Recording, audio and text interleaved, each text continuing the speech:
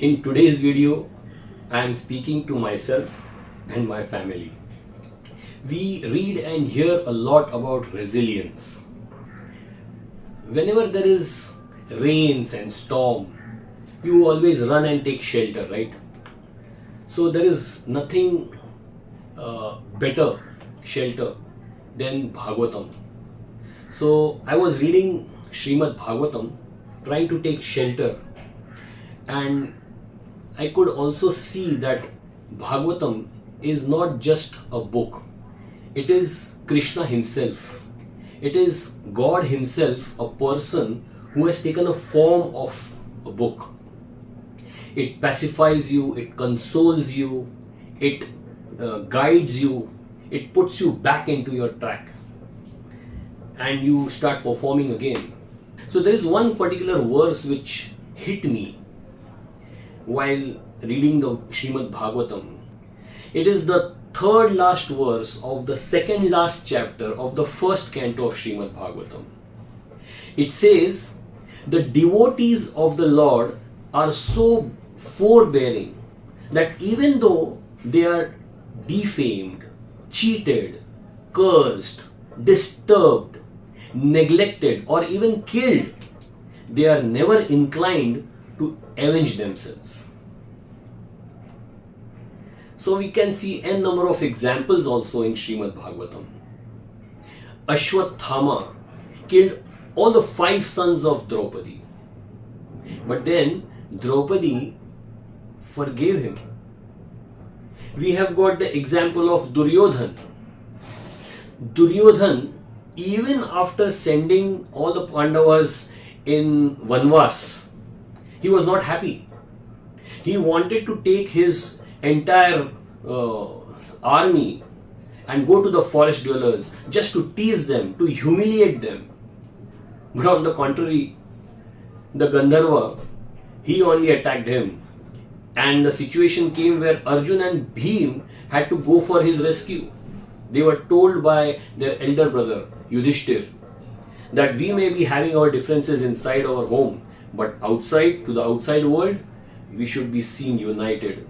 And therefore, my dear Bhim, my dear Arjun, go and rescue Duryodhan. So Yudhishthir Maharaj, we see here him forgiving and doing the appropriate acts of kindness. Similarly, in the battle of Kurukshetra, here is Arjun having seen so much of injustice all his life. He still has got a question to Krishna: should we fight? However, the war was fought. Why was the Kurukshetra war fought? Wasn't it a revenge? No. It was not just a revenge.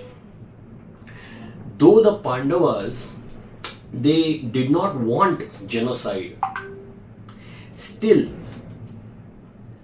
they had to participate in the act of establishing dharma. They took Vanvas. They had observed Agyatvas. After coming back also, they sent Krishna himself as Shanti Doot. On behalf of the Pandavas, Krishna offered them the proposal of just giving 5 villages to the Pandavas. And when Duryodhan rejected even that, then the war became inevitable. And that was the line of tolerance of Pandavas, beyond which the world would have called them impotent and cowards. And therefore, the war was inevitable. The deceit, kapat, it is very, very dangerous when it becomes dangerous for the individual, for the family, for the village, for the nation, for the environment. Then such kapat must be dealt with. Prithviraj Chauhan, otherwise we have got this example of Prithviraj Chauhan, who forgave 17 times. And then Ghori, taking advantage of this, as it is called Sattvic Vikruti, he attacked and then he had to face the music. So, the conclusion is that forgive the enemy, understanding well that the person as soul is a part and parcel of God, and don't forget to serve with equanimity that person's body, mind, intelligence and false ego by appropriate action, which may be called as deserving punishment. So service in this material world, we say kartavya, is nothing but offering or delivering the adhikar, that means the deserving reward of any person or any individual to him. So when you offer the deserving, whether we call reward or punishment, if that is delivered properly, then you have done your kartavya. So sometimes the kartavya is distasteful, and sometimes the adhikar also is distasteful, but that is the part of the game and we have to play it.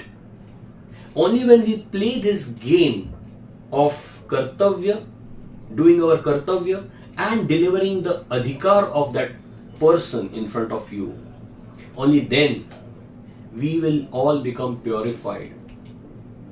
So purification is the main goal of this material world, and we all have to act to get purified so that the ultimate goal, that is love for Godhead, is again re-established.